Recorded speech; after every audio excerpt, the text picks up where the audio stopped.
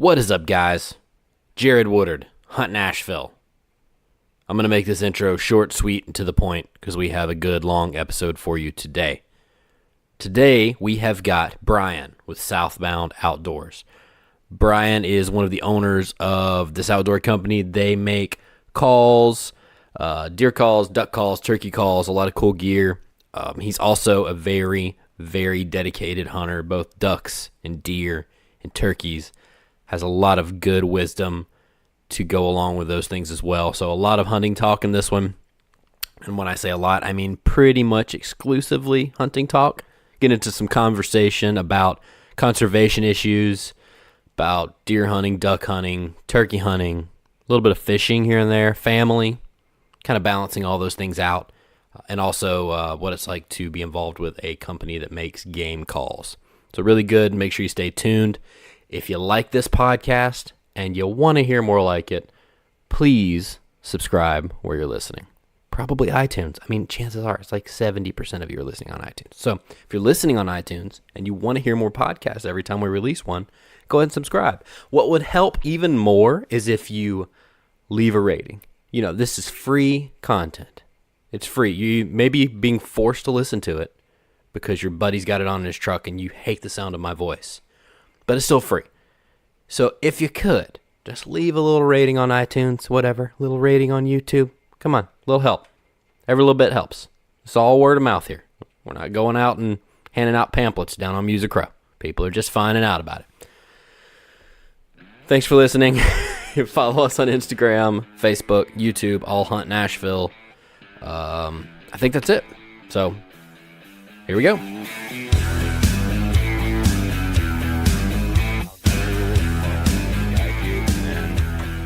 And then, we'll figure it out.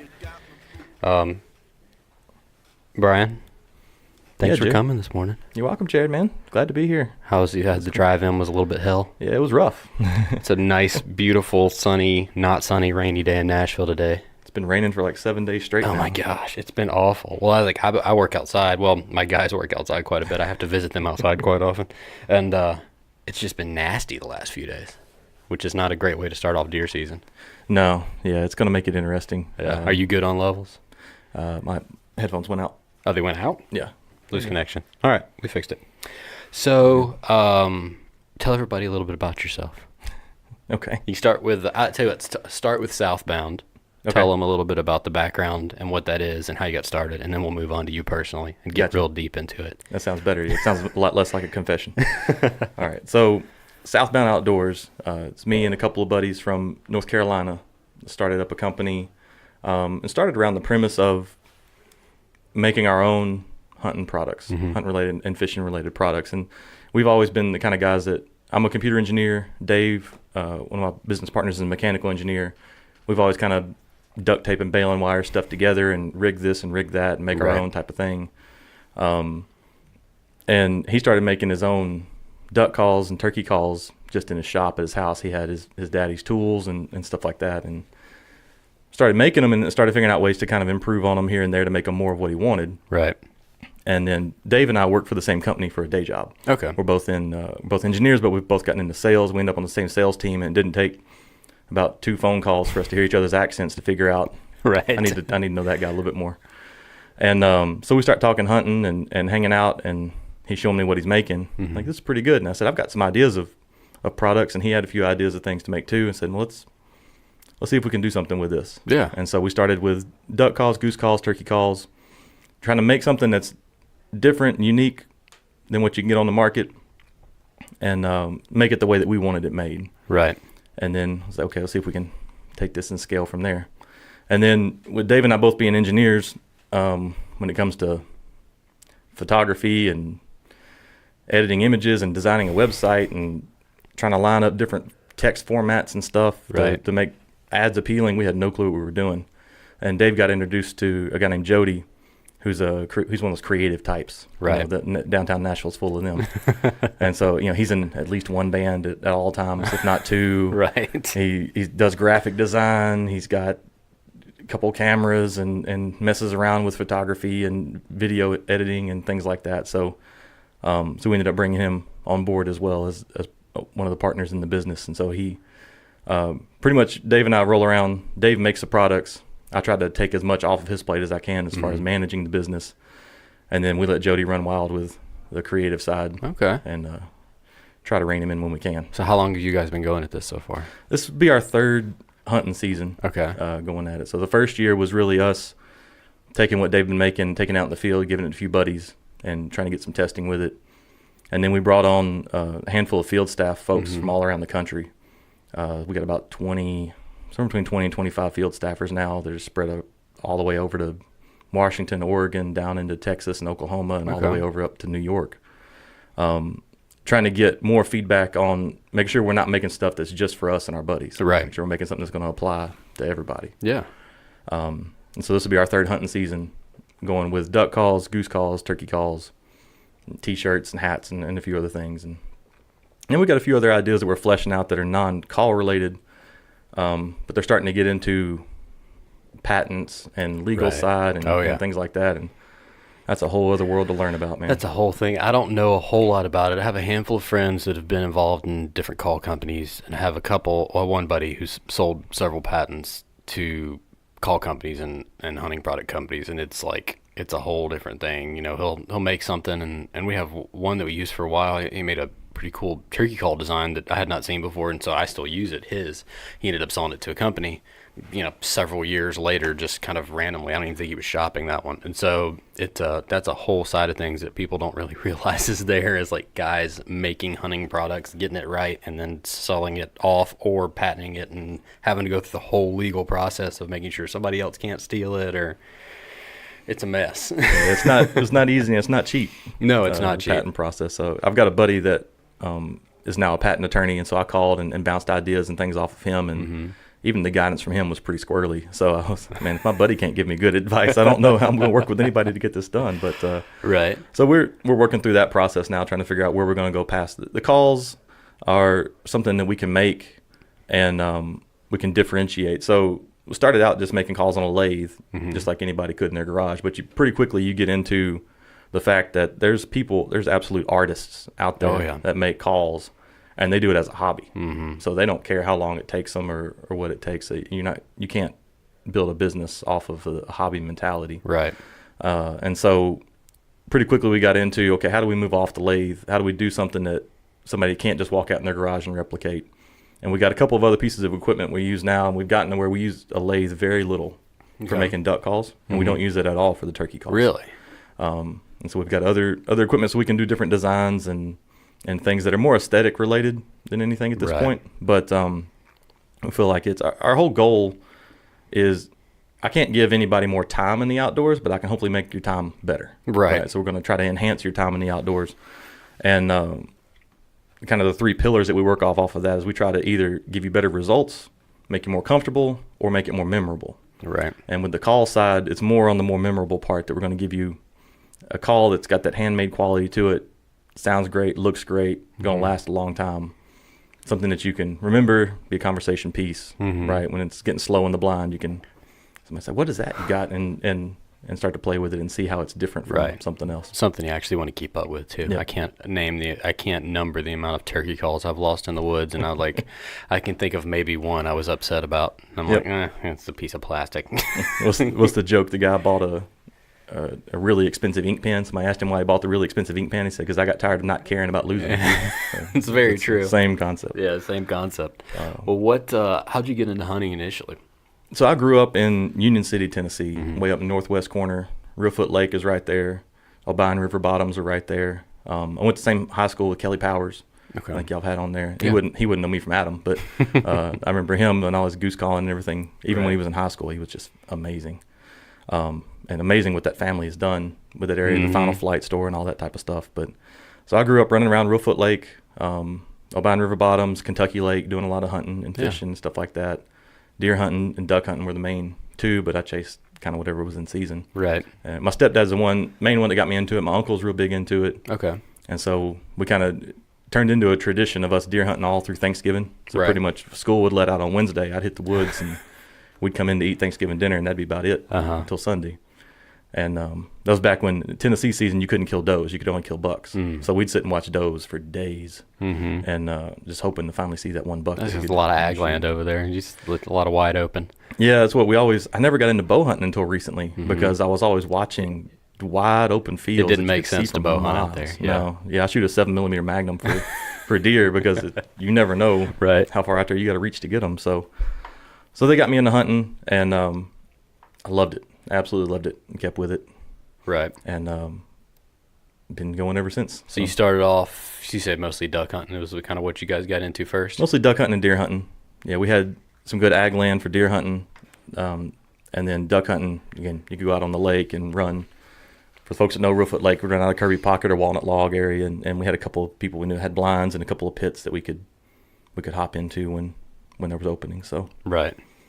And then there's public lakes all around Reelfoot that a lot of people don't know about. We call them watersheds, but there's a bunch of them there. They have walk-in spots. They have boat docks. So there was always somewhere you could go. Right. You didn't always kill anything, but there was always somewhere to go at least and try it. That's the big benefit. I mean, Tennessee's not necessarily known for its public land, but the lands that we do have, I mean, we have a decent amount, especially fairly close to Nashville. We have quite a bit. It's almost odd how a lot of it is kind of centrally located around Middle Tennessee. I guess because we need it more than anything because we've got such a big metropolitan area. But I think that makes a big difference, especially people growing up, is just having the access to places. And of course, in Tennessee, you get a lot of access to private land still. And there's still quite a few rural areas where, if you know the right people or you grew up or you know somebody from that area, it's not too terribly difficult to find access to private. Not as bad as it is in some areas where there's just not much of it. So people are hold it a little bit tighter than they do here. Yep.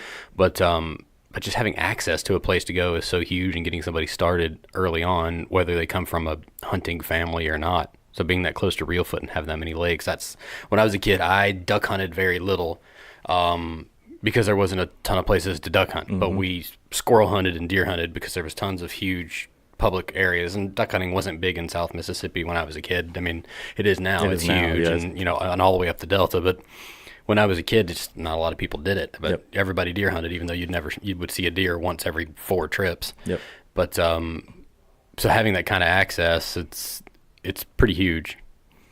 It is, and I ended up living in Texas for a couple of years down around Austin, and in Texas, for as big a state as it is, it doesn't have near the public land that we have in Tennessee, and even a lot of the big parcels of public land they have are up around Dallas. And so I was living in Austin, and for a couple of years, most of the hunting I did was when I came back to Tennessee. Right. Because I either had to drive, for duck hunting especially, it's not in a flyway. I killed a few blue-winged teals. First place I killed blue-winged teal was right outside of Austin. I got connected with a guy that kind of knew what he was doing, and we could go out there and scratch down 1 or 2. Right. But it was not, fishing was plenty. We fished all the time down there. I actually had a buddy that was from Michigan that moved down there, and he was a big bass fisherman, and so he made a goal. He wanted to catch a bass in every month of the year, just because in Michigan it's pipe dream, right? So we were fishing in December, January, February, and pulling largemouth bass. Oh yeah, you can do it in everywhere. Texas. And so that was a lot of fun. But duck hunting had a lot to be desired. Right. If you didn't have a buddy that had some private land somewhere. Yeah, it's more one of those locational things, I think. And it takes, unless you know somebody or your family does it, it takes a lot. It's not, there's a pretty large barrier to entry into duck hunting. There is. Yeah, and I've wondered how we could lower that barrier to entry other than just people going with people they know. But even, I'm with a group of guys, we draw blinds on Old Hickory every year. And just the level of effort it takes to touch up a blind and brush it is not trivial. For somebody that's wanting to get into it, you got to have a handful of people with you to do that. So it's a process, but right? It's an addiction, so it's hard to get out of once you get into it. We were talking about that last week, and I've talked about it many times about how, especially with bird hunters, for some reason they just become addicted, and it's like duck hunters, upland hunters, dove hunters, turkey hunters.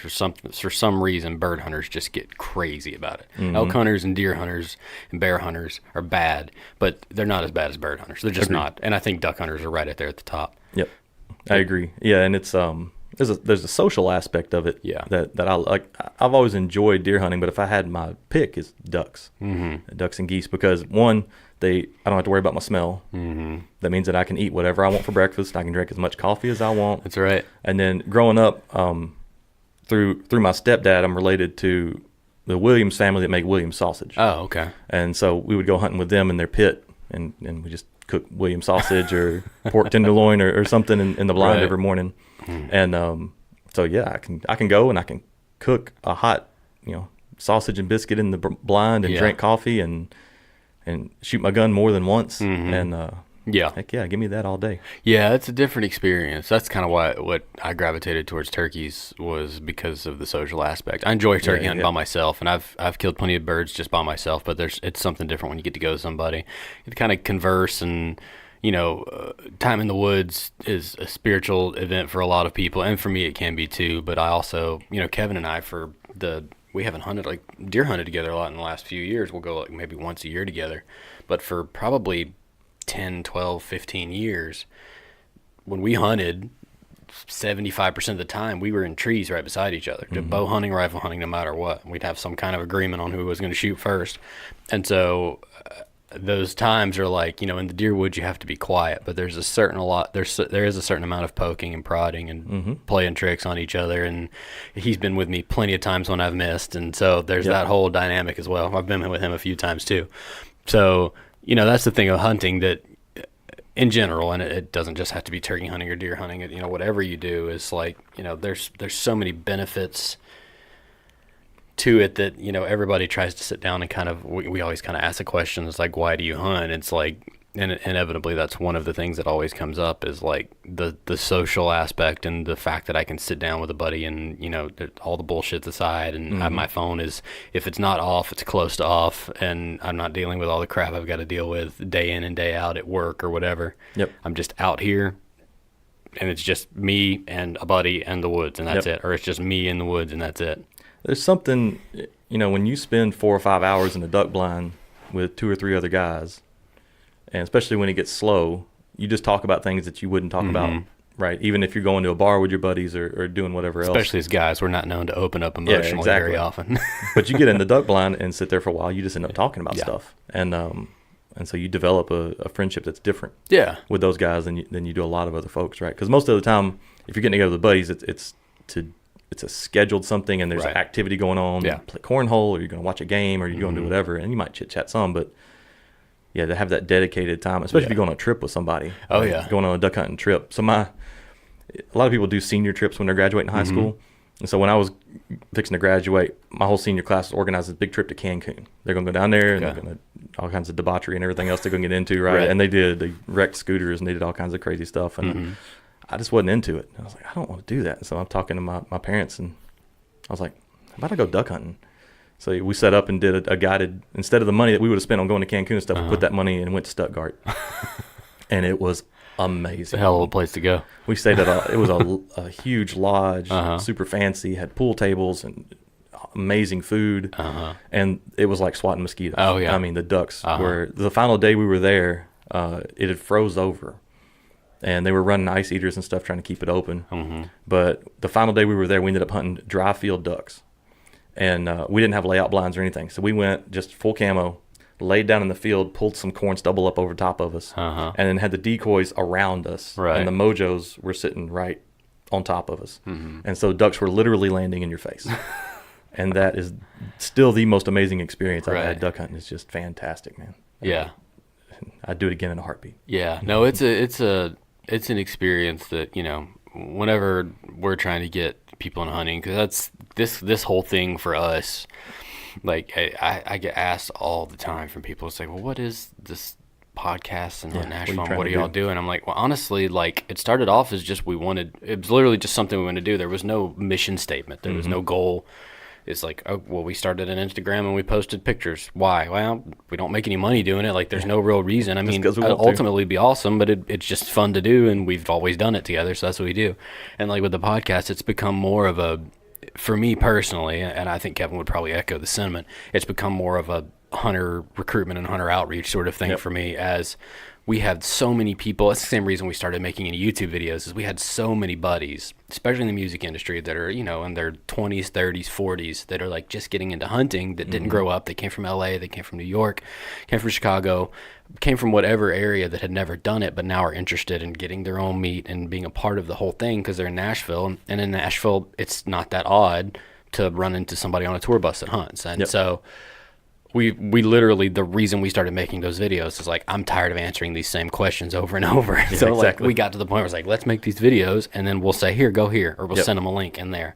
I mean, I enjoy talking about it, but answering that same question over and over got tiring, especially to the same people. Well, and I know you're starting to get your kids into hunting with you too, and I've got 3 boys. They're 9, 7, and 4, and I'm doing the same thing, trying to get them into it. And yeah, so some of the Southbound stuff. Dave's got 2 kids.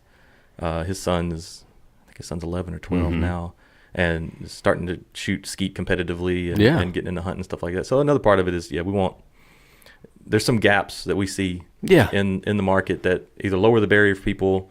NWTF puts it pretty well. They have that R3 campaign, if you're familiar with that, right? Yeah. Recruitment, retention, and reactivation of hunters to try to get more people into it. I think it's huge to try to bring people into the sport, not only to harvest their own game meat. That's great, and that's a good primary motivator for a lot of people. But if you've been a turkey hunter for any amount of time, harvesting your own meat is not always great. I mean, sometimes you don't hear a bird. Yeah. If you've been a whitetail hunter for any amount of time, especially in the South, anywhere in the nation, that if your main goal is just killing a deer, you're going to quit pretty quickly. Because I've gone 2 or 3 years where I didn't kill anything. Now, I've had years where I killed 6 or 7, but I've also had years where I didn't kill anything. I've been doing this for a long time.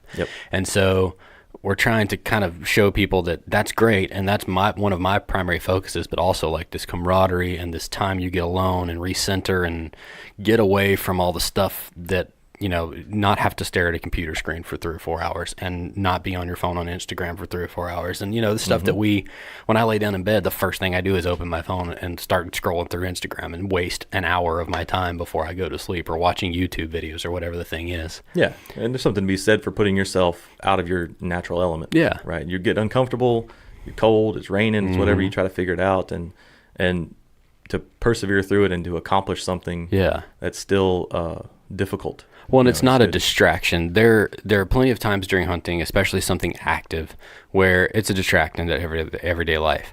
But what it helps me with, especially something like whitetail hunting in the Southeast, we sit in a tree stand for 4 hours and then we get out. That's kind of deer hunting in the Southeast. I mean, we'll do some still hunting, but for the most part, you're sitting in a blind, you're sitting in a stand, and then you leave. And you can't get away from yourself in a deer stand. You can distract yourself with your phone as much as you want to, but generally with no cell signal, you can only stare at the same page of Facebook for so long with nothing refreshing. So it's a time for me to it forces me to reflect and think about the things that I have either been putting off or didn't stop long enough to think about, or some come to Jesus moments for me, not even serious, just stuff with family or work or whatever, or trying to make big decisions. The best thing for me to do if I've got to make a decision at work of what are we going to do about this, is to go turkey hunting. I mean, because I'll go walk for 7 or 8 miles, and if I don't hear a single bird, if all I see is a few hens, I have probably hashed out most of what I need to do by the time I get back to the truck 3 hours later. You sit and wrestle with it for a while, and exactly, that's good. The other side of that, and this is what my sales team at work, I was sharing some stuff with them, and we did an exercise where we're presenting to each other, do a short presentation on some topic just to practice our presentation skills. And so I did about hunting, but I focused on not that, because people talk about that a lot, but that the moment of truth in hunting is one of the few moments in life where I can literally say all of my senses were focused on one thing. Right. When the big buck walks out in front of you and you're taking aim, you can smell everything, you can see everything, you can feel every piece of the gun. Right. When you're working ducks, you got one hand on the call and the other hand is feeling the gun, and I can feel that notch where I hit it on the boat last year, and I can feel everything as I work down to find the safety and all that. So it's that moment when everything that you have is focused on one task and one thing that's coming up. Most of the time, even when we're doing something at work, we're still kind of distracted. There's a thing going on in our mind. That one moment, your whole mind is clear. And you have nothing but that duck or that deer or that turkey on your mind. Well, and the underlying thought of I'm out here literally to decide the fate of an animal. And that's... when I was younger, I didn't think about that as much. It's I'm going to kill a deer. Awesome, I killed a doe. Let's take her home and process her. Let's take her to the processor. Or, awesome, I shot a turkey yesterday. But the older I get, and, I'm 33. I'm certainly not of age. But I am to the point where, when I shoot even a turkey or I shoot a dove, I I grasped the concept of me deciding the fate of that animal. Now, that animal was going to die regardless, eventually. Oh, yeah. And most of these animals are going to die not only eventually, but pretty terminally soon, because turkeys, deer, doves live a couple of years. Right. Turkeys live 6 years if they're lucky. Yep. Deer live 8 years if they're lucky. Yep. And so it's not necessarily that I brought them to an early demise and they had 6 decades left, but I also I took the life of that thing. It wasn't a coyote, it wasn't a creek, it wasn't breaking their leg and falling down a mountain. It was me doing it. And so having that kind of responsibility on you, and as you hunt longer, realizing that responsibility, there's no other way to get something like that, of like feeling like I know I'm responsible for my children and it's my job to keep them safe and healthy. I don't think about that all day, every day. I just kind of do what I'm supposed to do. I do what I'm supposed to do to keep them safe. And because I'm so caught up in like, well, this is going on at work and we got to make sure we get to soccer on time and get my daughter to dance and we got to make sure we pay this bill, but let's wait until Friday to, like all that stuff that everybody kind of shifts around and deals with. It doesn't let me focus on like one singular thing. Yep. But like I took my son to the Preds game the other night and it was just me and him. I had a good friend that he had tickets. It was a preseason game. He didn't want to go. He's like, you want to go? I'm like, yes. It was like literally that day. So I called my wife. I was like, can I take Coleman tonight? And she was like, I guess it'd be late, but get home late and he'll just have to get up early for school and it is whatever. So I took him and it was like the first time that I've gotten to like go with one kid to like an event in a while, because you've got 3 kids. There's not a whole lot of one-on-one time. Not a bunch. And so, I remember thinking, like, where we went out and parked. A friend of ours has a condo downtown. We went and parked in their parking garage just right up the hill and walked a couple blocks down to Bridgestone. And, like, I remember thinking, like, I was solely focused on that one task of, like, making sure he was safe. I remember thinking, all right, we're going to keep him, so I'm going to walk on the inside of the curb and, all the stuff that you don't really think about normally. And then my one focus, like, I want him to have a good time. We went and bought a big bag of candy and, a orange soda, and we sat down and he screamed and yelled for 3 periods, and then we left.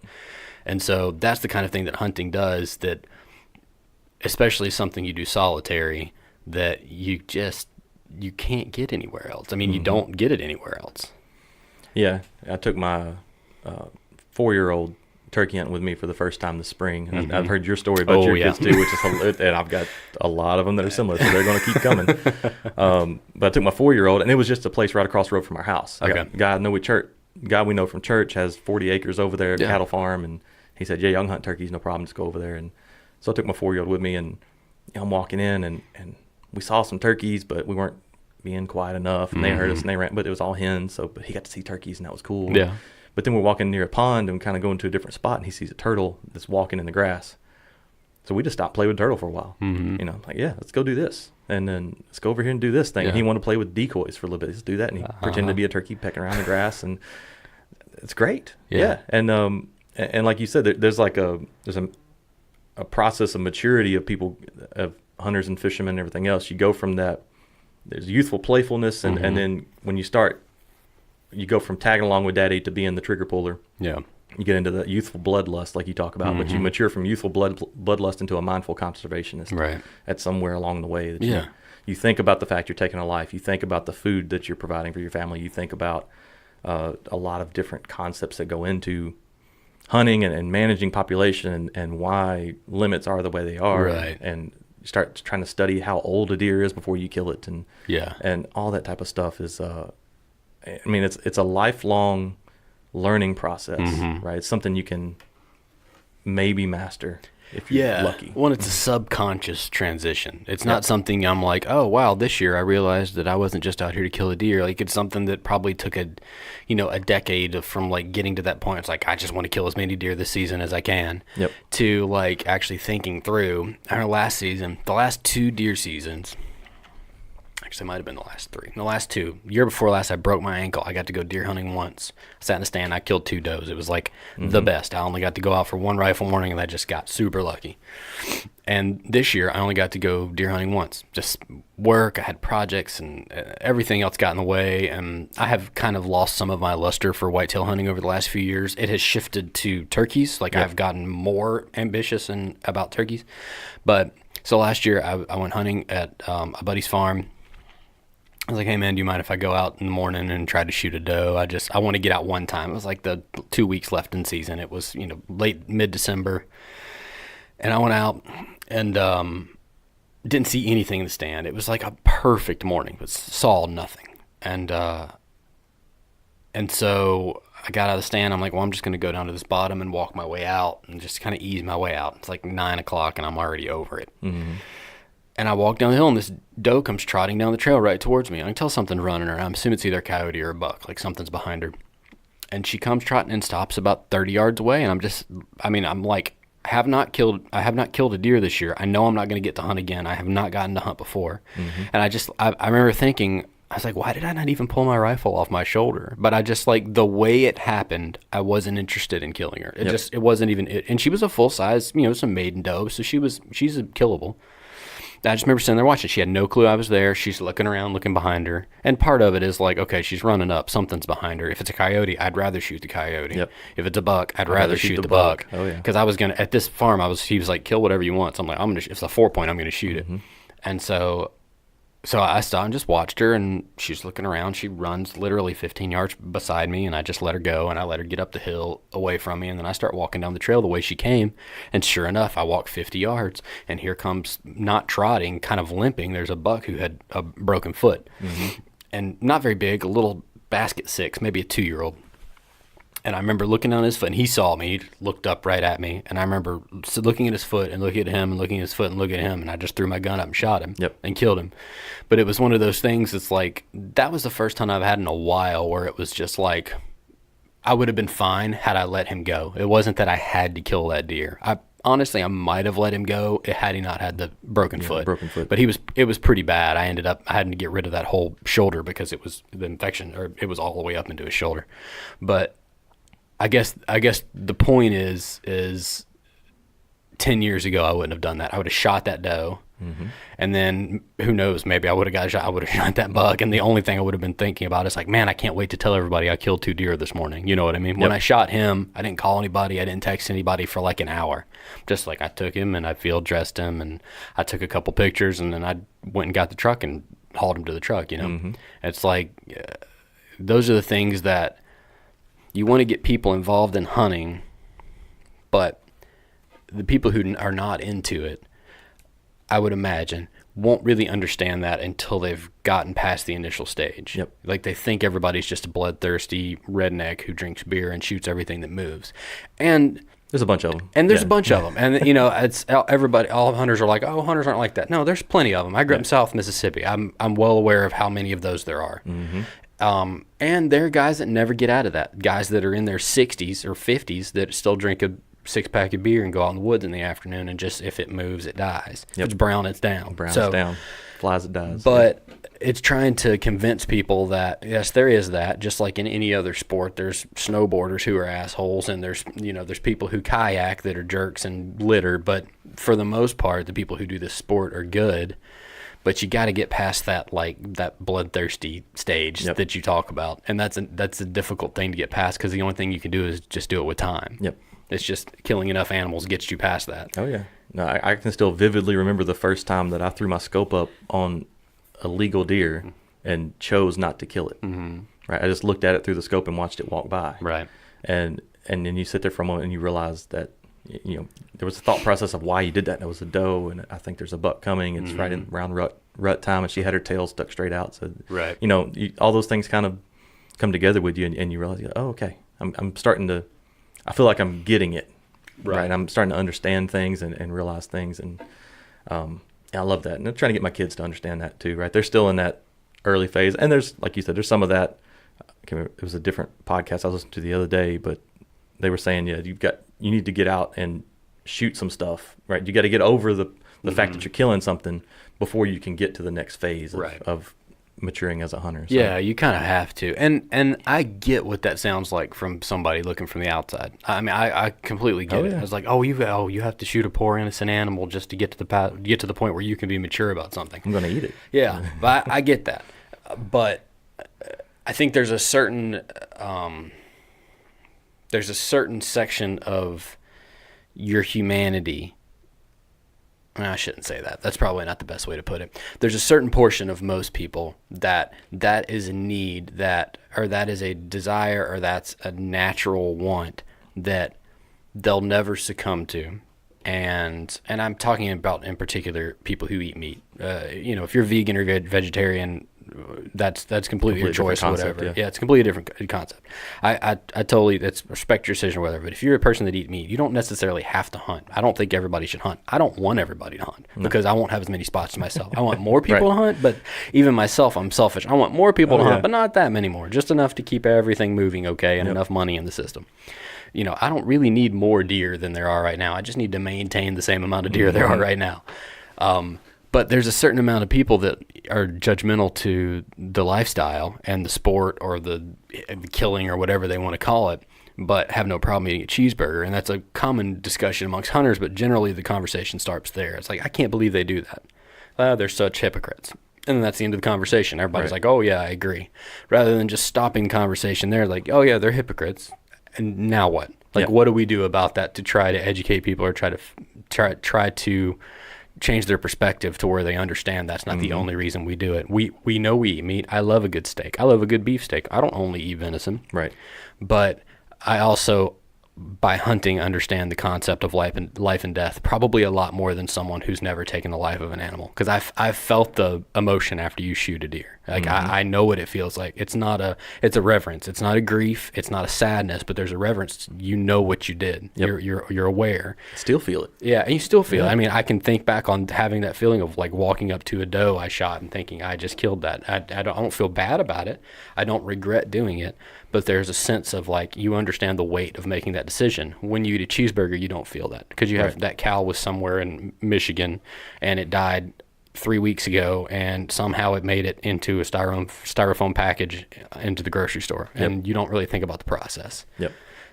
But as a hunter, I think about that a whole lot more than people who are very anti-hunting and then go eat a chicken sandwich from McDonald's. Mm-hmm. So, it's another thing that I think getting more people involved will help kind of clear up a lot of that stereotype, because you don't necessarily need everybody proselytizing that hunting is the best thing to do. What you need is a bunch of people understanding that hunting is not evil, and it's not the end of the world, and it's not the worst thing you can do. Yeah, you just need people having a conversation. Exactly. An honest conversation that, okay, here's why I do it. Here's a few other viewpoints of why people do it that are different than mine. Mm-hmm. And if you don't want to do it, that's great. Right. Just understand you're putting food into your body. Right. And people, there's a movement right now that people want to know more about where the food comes from anyway, organic and non-GMO and all this other stuff. And hunting is one way. I think it's Steve Rinella that articulated this the best, but he's like, hunting is one way that I take more control over my food supply, because I can understand things. I don't know what that deer ate. It's probably eating GMO corn and non-organic pesticides and everything else too. But I saw it walking. I saw it was healthy. I cleaned it. I handled the meat. I saw how good quality everything was. And I know when I'm eating that steak or that deer burger or that whatever, that it came from one animal. Right. And I know that animal, and I've seen it. And so it's just a different piece of my life that I've chosen to take more control over. Well, you have more control over it, and it gives you a familiarity with the thing that you're putting in your body. Because trust me, I'd eat as much McDonald's as the next guy. I'm on the go all the time. I very rarely sit down and have a lunch, but I'm assuming I have a larger understanding of the system, and I have come to grips with the system more than people who haven't had to wrestle with that. Because as a hunter, after a while, once you get past the I got to kill an animal stage, you have to wrestle with. There was a couple of years where I considered stopping, because I was literally wrestling with the emotion of I'm killing this thing. Like I don't know how to justify this in my head, because I was kind of transitioning from that point of like I hunt because I hunt, and that's the reason I hunt, and I'm always going to hunt, and that's it, to the reason that you do something is not because you do it. You need to have an actual justified reason that you don't have to justify to anyone else, but you have to justify it yourself. Yep. And so I had a couple of years there that I was literally like, I just probably won't hunt anymore. I just won't do it. Like, I'm having a hard time justifying this. And then once I really intellectually, which is a difficult thing for me to do, thought through it, that, I came to grips with the fact that, well, me hunting or not hunting has nothing to do with this entire life and death cycle. Yep. It has to do with I'm am inserting myself into this cycle for this wild animal, but it will not affect the life and death cycle of all animals. You know what I mean? That's right. It's me being high and mighty about what someone should and shouldn't do is not going to affect that cow's going to die. That cow's going to get processed in a mass butcher. It's going to get mixed in with 7,000 other cows, and it's going to get shipped off to some restaurant.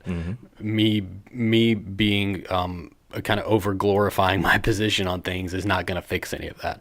So, but what I can do, like you were talking about, is I can insert myself into this particular life cycle of this animal, try to take it out with probably more dignity and more peace and a whole lot quicker and less painful than it was gonna die. Yeah, I mean, a prey species, their options are pretty grim of how they're not going to pass peacefully in their sleep. You know, they're gonna, nobody's going to be standing beside their bedside. They're going to lose half a step, full of drugs and oxygen. A coyote's going to drag them down from behind, or a bobcat's going to catch the duck. Or, you know, and so a hunter killing them is one of the more humane ways that they're probably going to go. Right. Honestly. No, it is. And so it's and again, but I think people doing stuff like what you're doing with the podcast, right?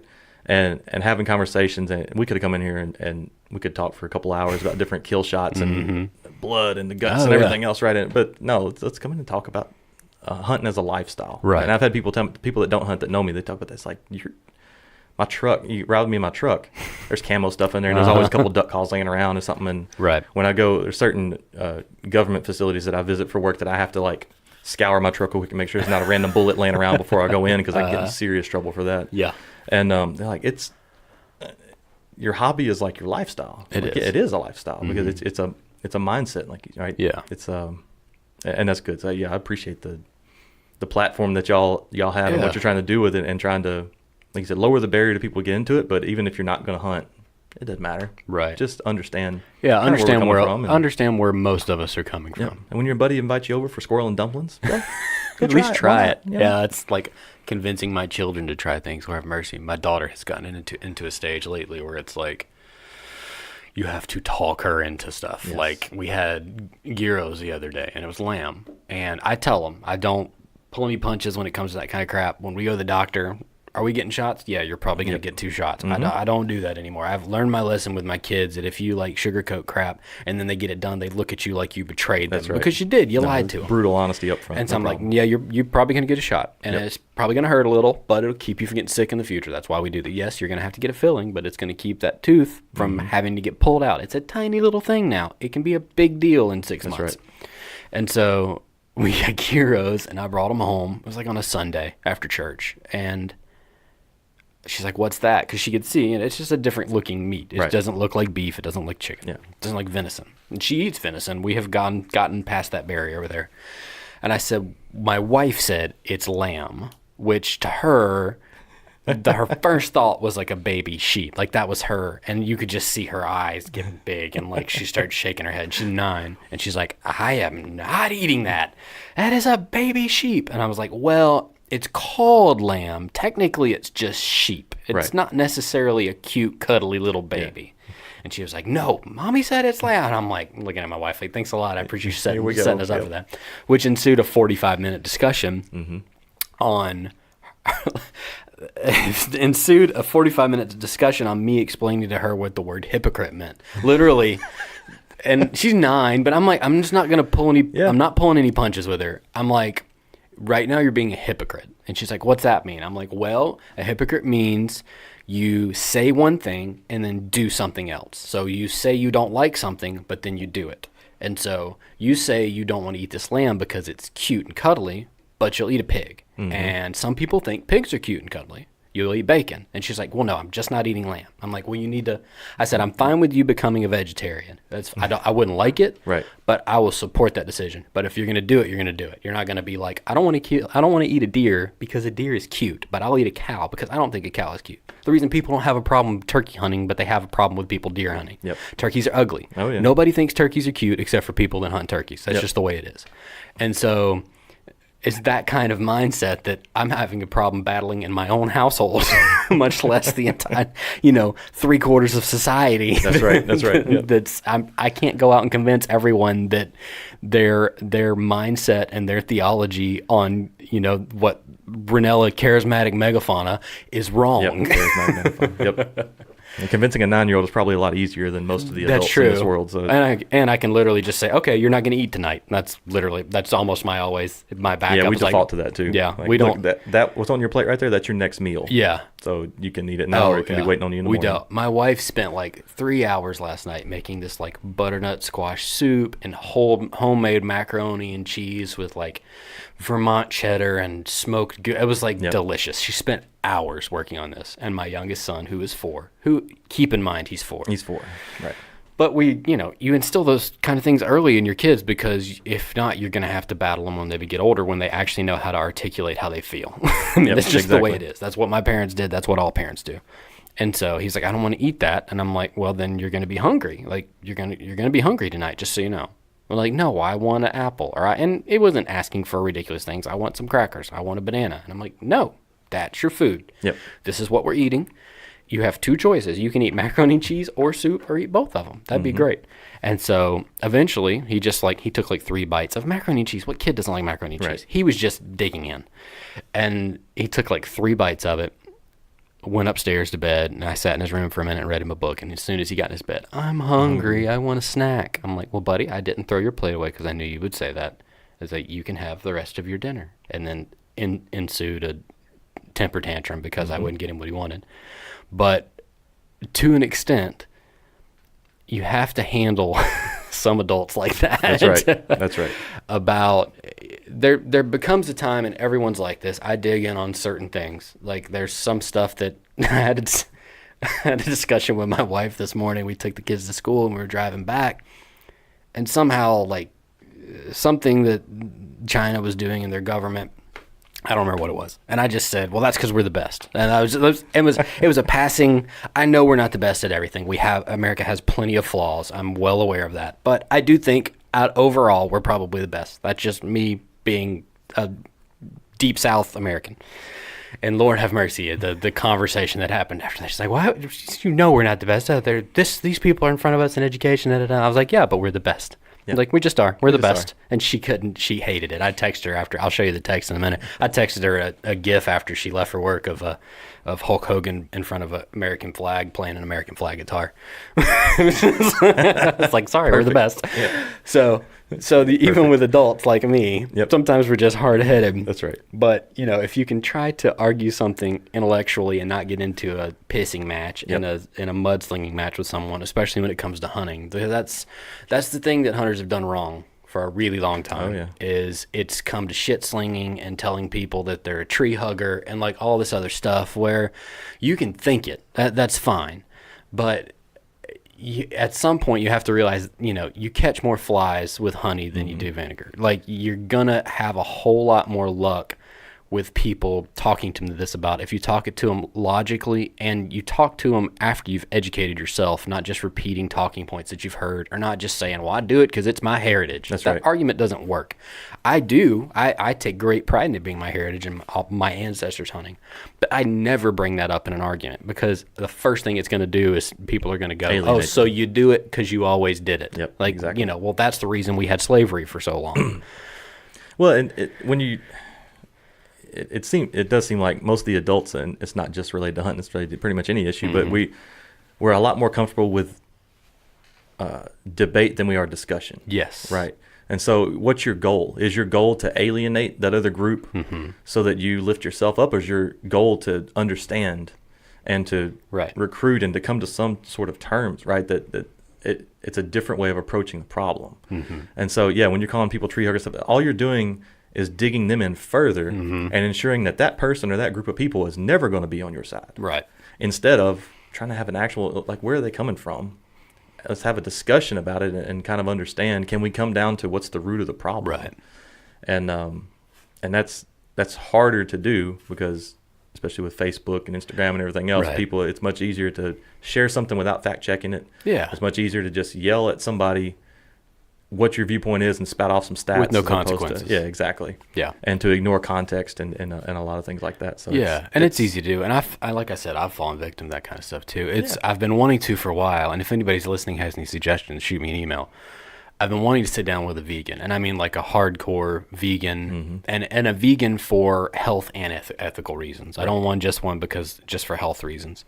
And the reason I want to do that is because I think there are more similarities between people who hunt for the right reasons and vegans than anybody gives credit for. There are obviously some very face value differences that are never going to be resolved, but the reason that they do something, the reason that people are vegan, I think, are the same core values that the people decide to hunt for their meat. I think they're the same. And so I still haven't found, I've got a handful of friends that are vegans that will never listen to this podcast. So I can say it. I don't think they'll be right for it because all they're going to do is argue talking points and they're not going to have a discussion. I want to have a discussion with someone. I can go argue with them if I want to, but I don't really want to argue. I'm not going to convince them of anything. I'm not trying to convince anybody of anything. I just want you to know that I want some of the facts to be set straight and things that hunters have not done good for a very long time of speaking in science and speaking in facts and speaking with emotion other than just anger, speaking with emotion of conviction of, like we were talking about, that reverence you feel after you kill an animal. Like most people don't realize that's even a feeling, and they would associate it with grief or sorrow or regret. But it's not that. It's something that I have never felt anywhere else. I've had loved ones die. I've had loss. I've had things go bad at work. I've gotten knocked down, dragouts with my wife. Like I've had all those like negative emotional things happen to me, and still none of those have felt the exact way that harvesting an animal and kind of dealing, I guess, grappling with that emotion has led to.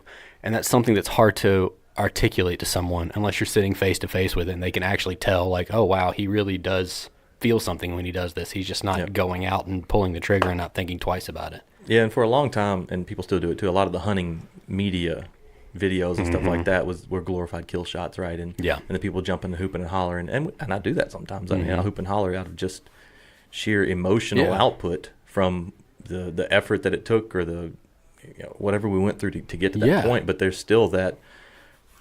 Most of the time, the hunting media, and they've gotten better, but most of the time they ignored the reverence, they ignored the food, they ignored, like the first thing the dude walks up is in the videos, the guy walking up and grabbing antlers and going, wow, look at that thing, right? I'm like, dude, come on. So, from 4 different angles, as if he hasn't touched it already. Yeah, exactly. Oh, wait a minute. There should be a camera in the background. They reshot that again, right? How did that camera come from on top of the deer? Yeah. Yeah, exactly. And when I walk up to a deer, I'm looking at how big the deer is. Yeah. Most of the time, first, like, good grief, look at the body size of this thing. Right? My brother killed one time, and he sent me a picture of him laying down next to the deer because it was bigger than him. Right. And he's like, this thing is huge. Yeah. I'm like, yeah, that's a ton of meat we're going to have that thing, man.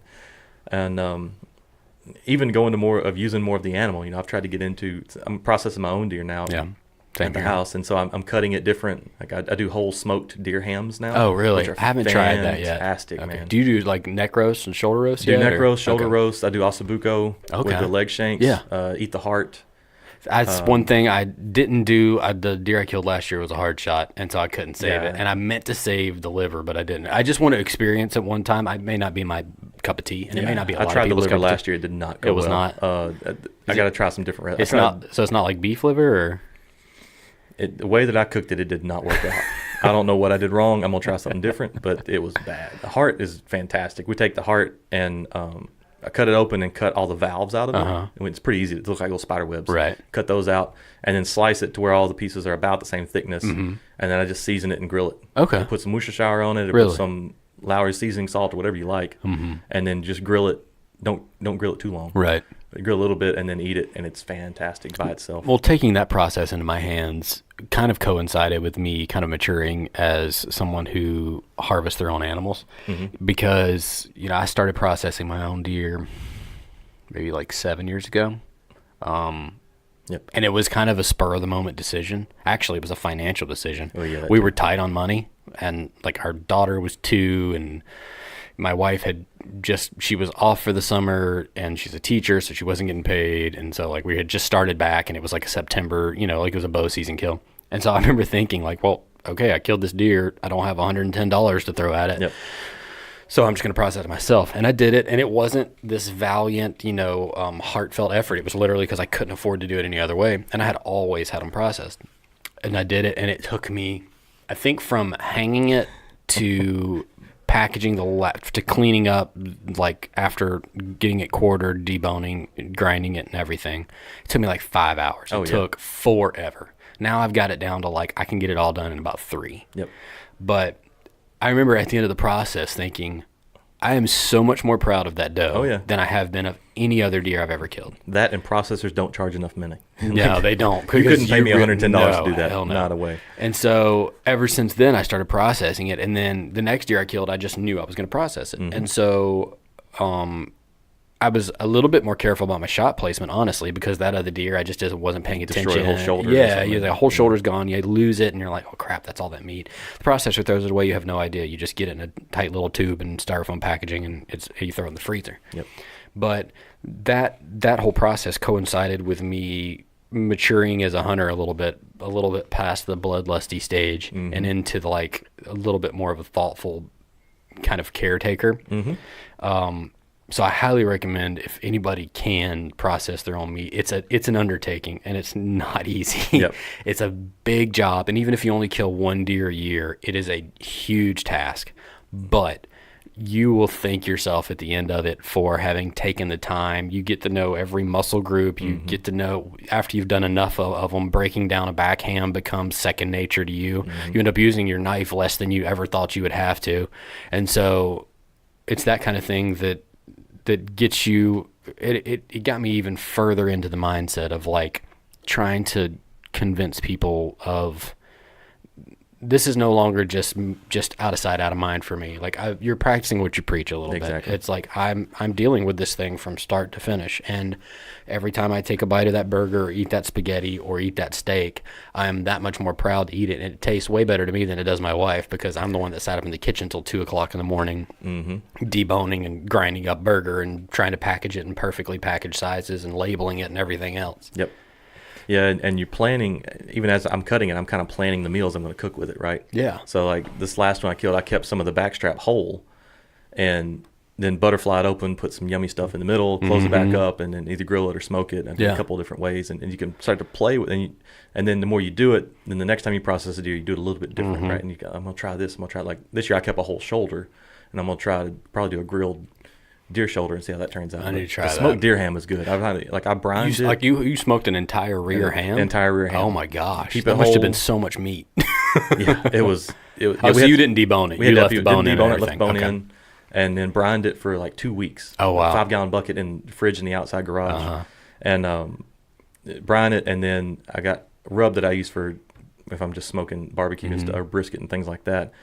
Did that, and then did a bacon weave on top of it. So did this whole like bacon weave. It was, and like it looked meat amazing. Apple pie. It was great. It was. We had people over. Hadn't planned on having people over, but some buddies just kind of showed up, and we're like, hey, why don't y'all hang around for supper, because we got this massive piece of meat coming that's off. Huge, and, no matter what size deer that comes off. And the first slice, I was like, I don't know how it's going to turn out, but I sliced into it, and the first slice, I was like, oh, this is going to be amazing. You see that color and everything, and it was. Have you gotten into dry aging anything yet? Not yet. I mean, one of the does I killed last year, I let her hang in my garage for a week, but that was because it was so dadgum cold that one, she was literally frozen solid by the time I got home, right?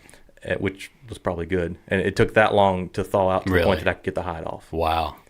Because I was hunting my uncle down in Pulaski, and then we killed her, and it was super cold outside, so I wasn't worried about meat spoilage or anything. So I bought a bag of ice and threw inside, right? And then drove home. It takes about an hour to get home.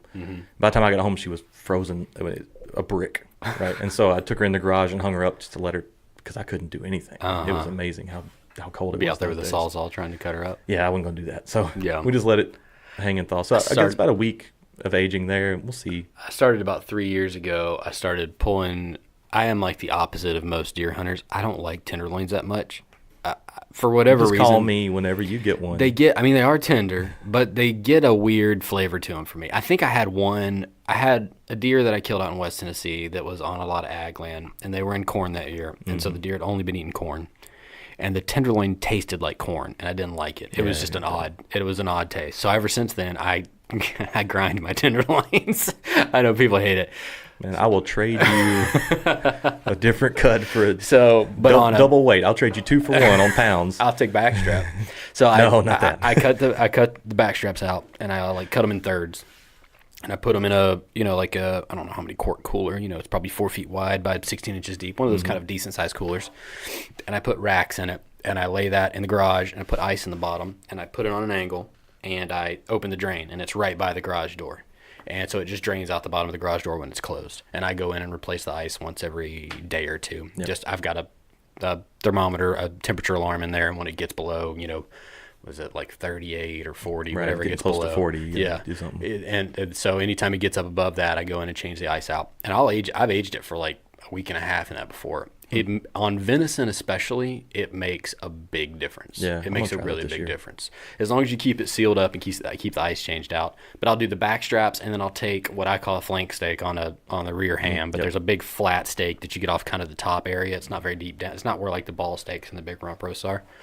And I'll take that, get all the sinew and gristle off of it, and then I'll put that in and age it as well. And so I don't age the whole deer, but I'll age like kind of anything I'm gonna cut into steaks. Yeah, because we eat a lot of roasts. Like I don't cut up my roast because that's my wife's favorite thing to cook when it comes to venison is like a big venison roast. Cook it all day. She just got a instant pot. We haven't done one yet. She just got it last month, but it's basically a pressure cooker. We got to try that. I've started messing with sous vide cooking. Oh, really? Lately, there was a special on Amazon. They had a sous vide cooker that was on sale. My wife had heard me talk about it, so she just bought it and handed it to me. So I've started. I did backstrap in the sous vide. Okay. It was amazing. Did you cook a whole backstrap, or did you No, slice it's like it first? a third of a backstrap. Okay. Basically, cooked it whole in there, and then take it out and brown it in a cast iron skillet with some butter and some different flavors and stuff. It turned out amazing. I did a couple steaks in the sous vide, and that thing it's like a crock pot, right? Because you just take it and bag it and stick it in the water bath, and it's never going to overcook. Yeah, and so I left it. It was supposed to cook for like 4 hours, and I got busy doing something, so it cooked for 5. Yeah, but it didn't matter because it was just as good. The water temperature never gets above what the meat's supposed to be. Yeah, and so that's Did you reverse sear it? Did you sear it before you sous vide it or after? No, I sous vide it first and then seared it. I was going to I'm going to try it the other way next time and see what the difference is there. Yeah, I think that's just personal preference from what I've heard. Some people like doing it the other way. They say it adds something, but I've had sous vide beef. I've never had sous vide venison before, and it was delicious. Good. We did sous vide chicken. I'm going to try duck. So I did dry age some ducks a couple of years ago. They turned out pretty good. Plucked them with the skin still on. Okay, yeah. And then dry aged them like that in the refrigerator for a little while, and they turned out really good. Have you ever just like spatchcocked a duck and cooked it that way? I haven't. I've done a turkey. I haven't done a duck spatchcocked. The last turkey I killed, I just cut in half and cooked a half and smoked a half at a time. Okay. Again, I got that from Ranella, but you cut the breast like you're going to cut the breast off, but then you leave it attached to the thigh and the leg and everything, and still pluck it the same and leave the skin on. Okay. And then I did the rub and I brined it for 3 or 4 days, and then put the seasoning on and smoke just a half the turkey. Okay. And it's good, and for my family, it's about the right size of meat for a couple meals worth before you run out. Yeah, turkey is the one thing that I have not. I've gotten more ambitious and more creative with the way I cook venison, but turkeys and doves, I just have a way I like it, and I'm sure other ways are awesome, but I have like the way. I just don't kill. I limited out on turkeys a couple years ago. At the most, I'll kill 2 birds. Yep.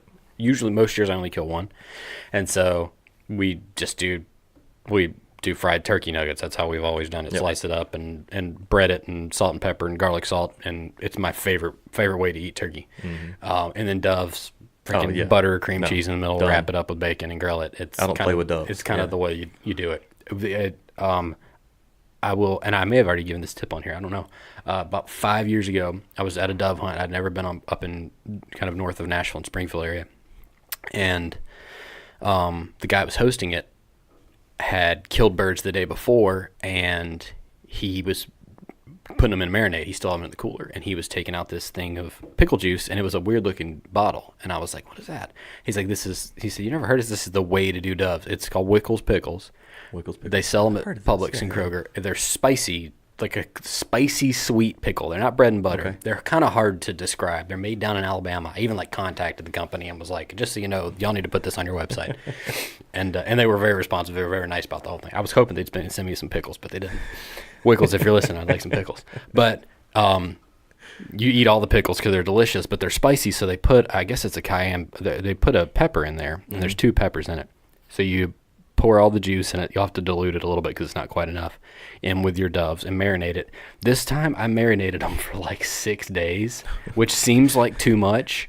They were so good. Could you even hold them? Oh my gosh! Well, no, you have to put lots of toothpicks in when you put the bacon on.